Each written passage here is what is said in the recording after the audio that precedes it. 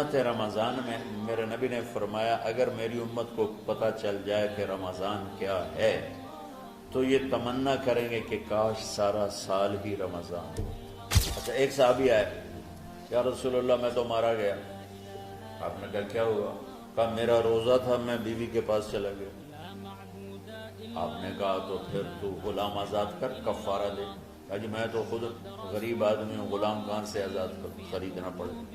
آپ نے فرمایا پھر آخر یہ کہ 60 روزے مسلسل رکھنے ہوتے ہیں جو کفارے کے ہوتے ہیں۔ وہ کہنے لگا ایک روزے چاہے کم کیتا ہے، 60 روزے جو میں کی کروں۔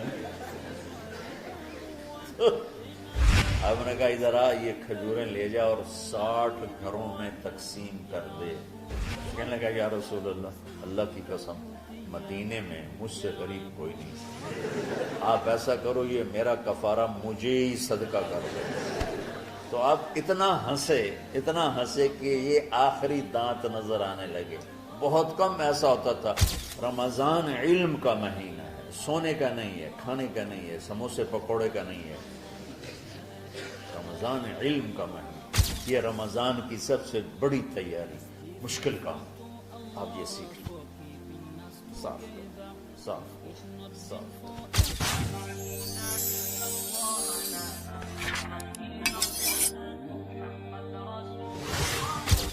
سارے مہینوں کے نام عربوں نے رکھے، محرم، صفر، ربیع الاول، ربیع الثانی، جمادی الاولی، جمادی الثانی، رجب، شعبان، رمضان، شوال، ذوالقعدہ، ذوالحج۔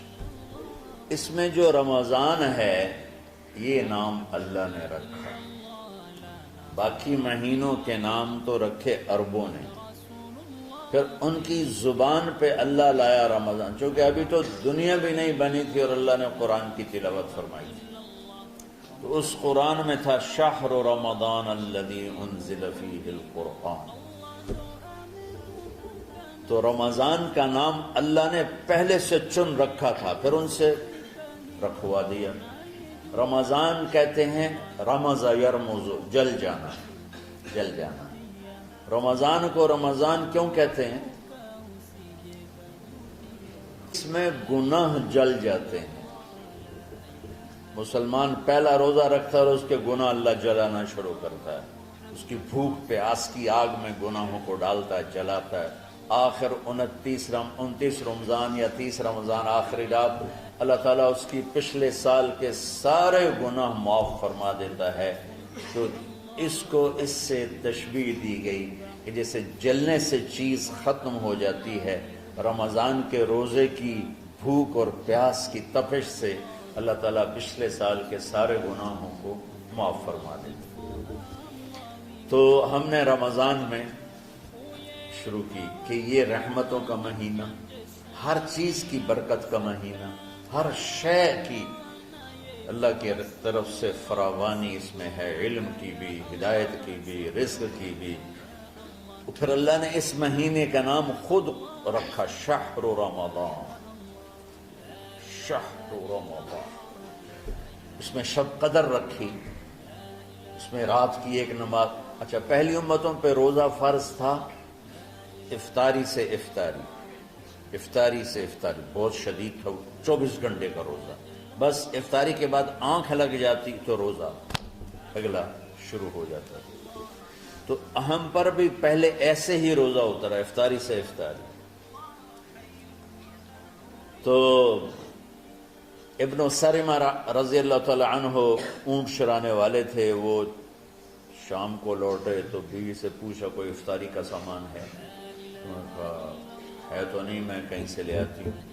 وہ گئیں افطاری کا کوئی سامان لینے، ان کو تھوڑی دیر ہو گئی اور ان کی آنکھ لگ گئی، تھکے ہوئے تھے، سورج ڈوب گیا۔ جب وہ آئیں تو ان کا ہائے سرمہ تو ہلاک ہو گیا۔ کیا ہوا؟ کہ اگلا روزہ شروع ہو کیونکہ تیری آنکھ لگ گئی۔ تو انہوں نے کہا چلو کوئی بات نہیں، لیکن ظہر کے وقت بے ہوش ہو گئے۔ ایک روایت میں آتا ہے نماز پڑھنے آئے اور گر گئے، اور ایک میں آتا ہے گھر میں بے ہوش ہوئے۔ تو جو بھی صورتحال تھی اللہ کے نبی کو پتہ چلا۔ کیا ہوا؟ سرمہ کو کہا جی وہ افطاری کر نہیں سکے تو روزہ شروع ہو گیا تو بے ہوش ہو گئے. تو اللہ کے نبی رنجیدہ ہوئے تو اللہ تعالیٰ نے قرآن اتار دیا، چلو میرے محبوب ساری رات کھاؤ حتیٰ یتبین لکم الخیط الابیض من الخیط الاسود من الفجر، کہ میرے محبوب صبح صادق تک آپ کی امت کو اجازت ہے کھاؤ. پہلی امتوں پر افطاری سے افطاری، لیکن ان کی نماز تراویح نہیں تھی. تو ہمیں اللہ تعالیٰ نے دیا سحری تک پوری رات. اچھا ایک صحابی آئے، یا رسول اللہ میں تو مارا گیا. آپ نے کہا کیا ہوا؟ کہا میرا روزہ تھا، میں بیوی کے پاس چلا گیا. آپ نے کہا تو پھر تو غلام آزاد کر، کفارہ دے. کہا جی میں تو خود غریب آدمی ہوں، غلام کہاں سے آزاد کروں، خریدنا پڑے. آپ نے کہا 60 مسکینوں کو کھانا کھلا. کہ میں آپ مسکین ہیں، میں کینوں کھانا کھلاؤں. آپ نے فرمایا پھر آخری ہے کہ 60 روزے مسلسل رکھنے ہوتے ہیں جو کفارے کے ہوتے ہیں. وہ کہنے لگا ایک روزے چاہے کم کیتا ہے 60 روزے جو میں کی کریں.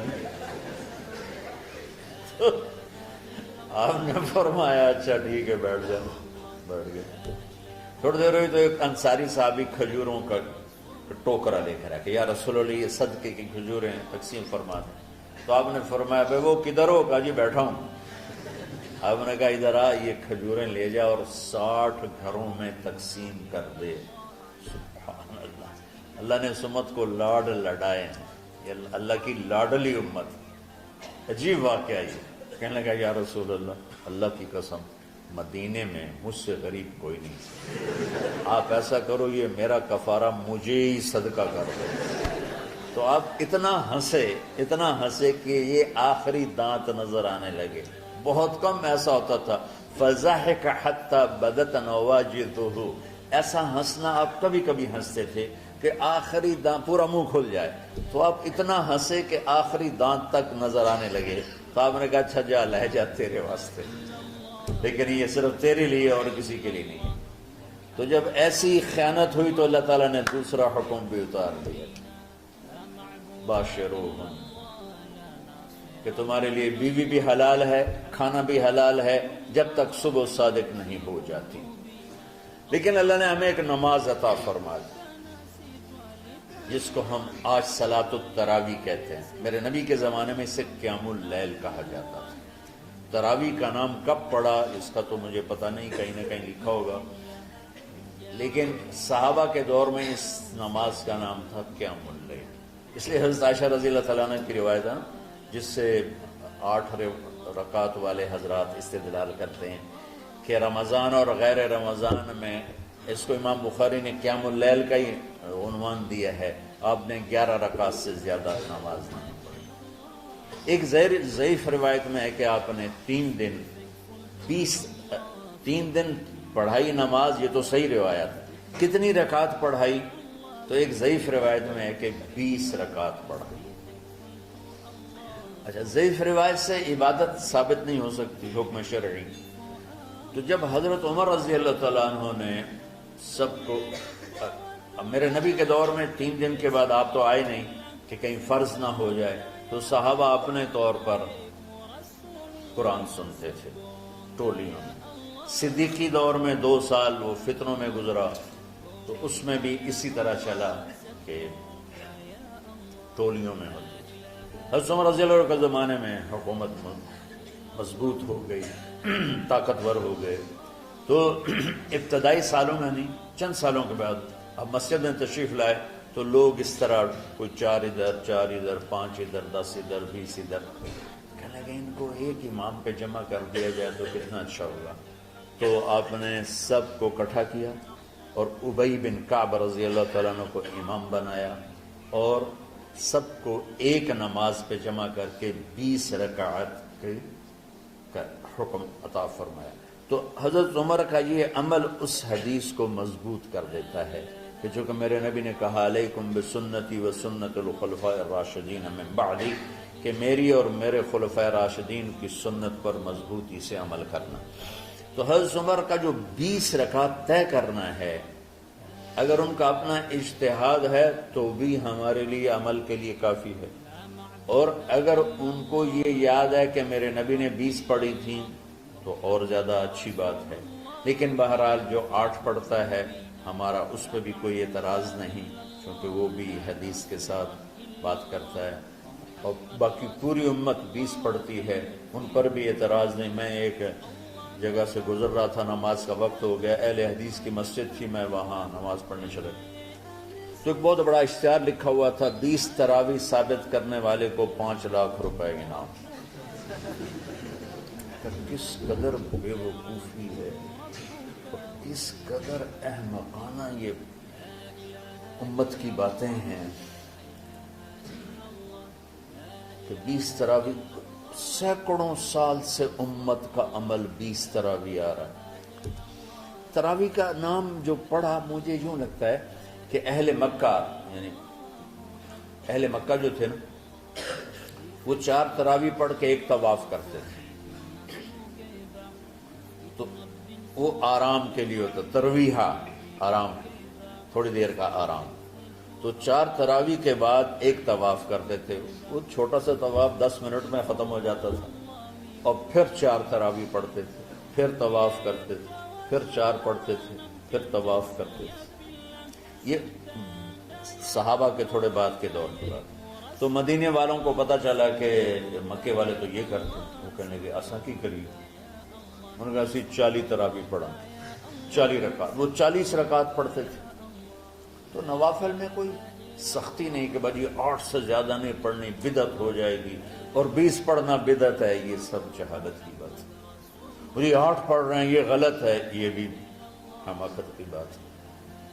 جو صحیح حدیث سے دلیل پکڑ کے کوئی عمل کرتا ہو تو بھائیو اس سے بحث نہ کیا کرو، مناظرہ نہ کیا کرو، یہ بہت نادانی والی بات۔ آج کل جو یہ ہمارے افطاری کے اوقات ہیں، یہ سورج ڈوبنے کے بھی 2-2.5 منٹ بعد کے ہیں کہ احتیاطاً، ٹھیک ہے چلو احتیاط کر لو، کوئی مسئلہ نہیں، لیکن اصل ہے ادھر چونکہ اب سورج ہمیں نظر ہی نہیں آتا ہے، اس طرح ہم گھرے ہوئے ہیں شہروں میں، دیہاتوں میں بھی اب اس طرح کا ماحول ہے کہ وہ نظر نہیں آتا ہے، تو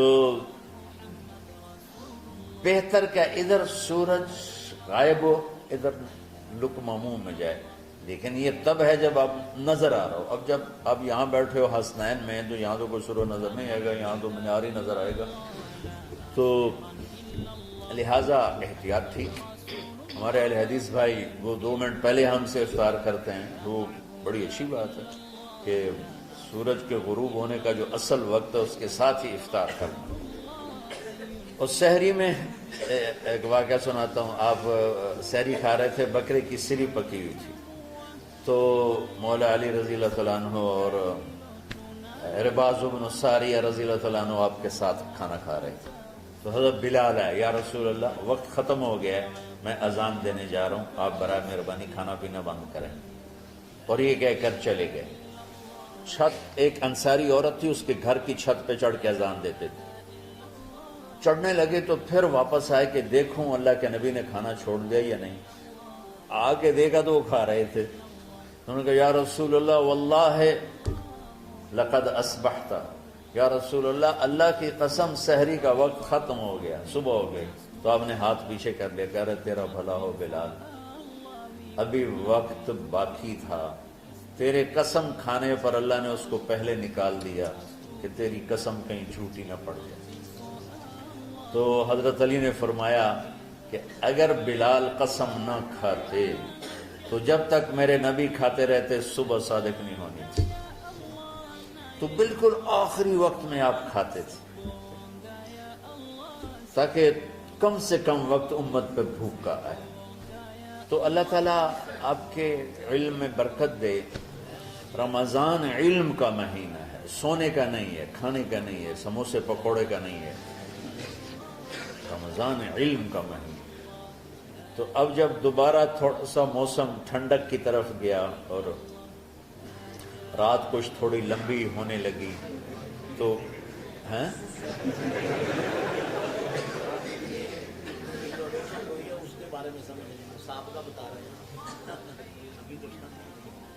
نہیں، مئی میں روزے آ رہے ہیں نا، گرمی تو ہے لیکن وہ جون والے روزے تو نہیں ہیں نا، جون کے روزے. آپ لوگ جوانوں،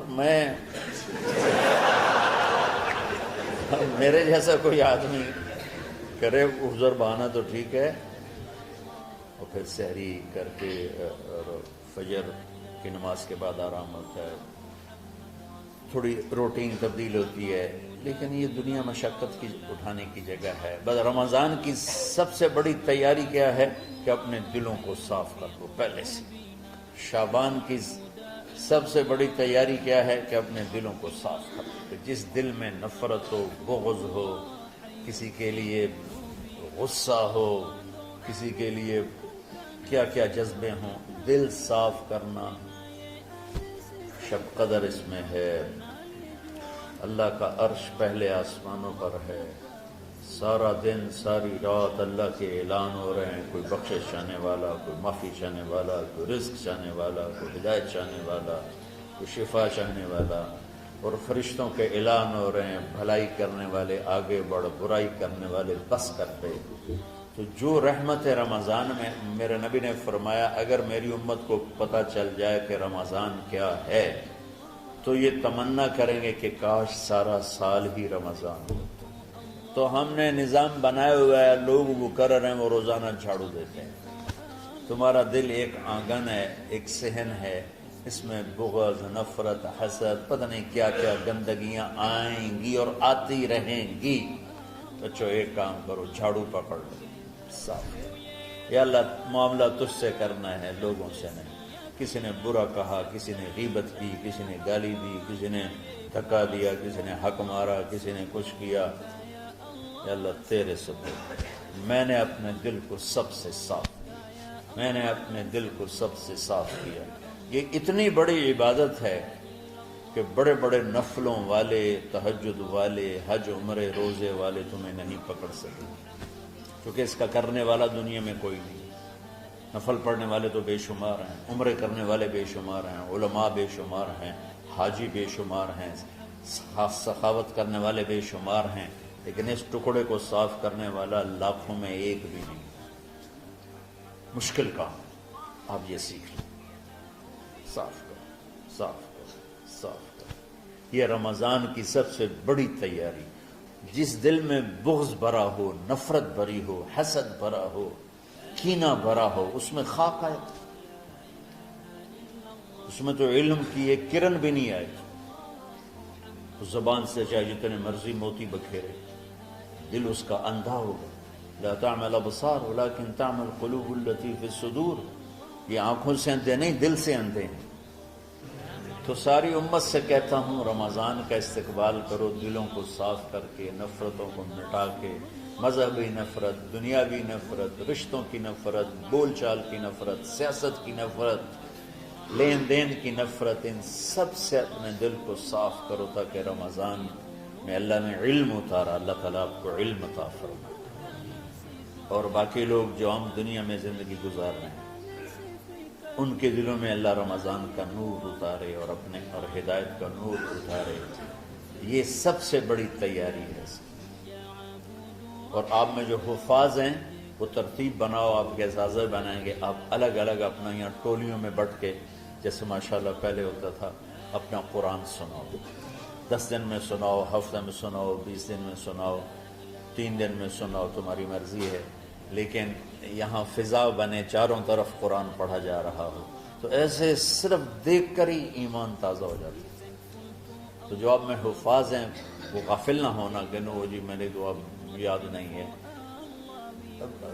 بھول گئے تو الگ بات ہے، کوئی کچا پکا ہے تو اس کے لیے تیاری کر کے سناؤ. کسی اچھے حافظ کو ساتھ لے کر، کچھ وہ سنائے، کوئی یہ سنائے، اس طرح کر کے. کوئی ضروری نہیں تراویح میں ختم ہو، نفلوں میں اسے کر لو، لیکن حفاظ کوشش کرو کہ قرآن زبان سے ادا ہو جائے.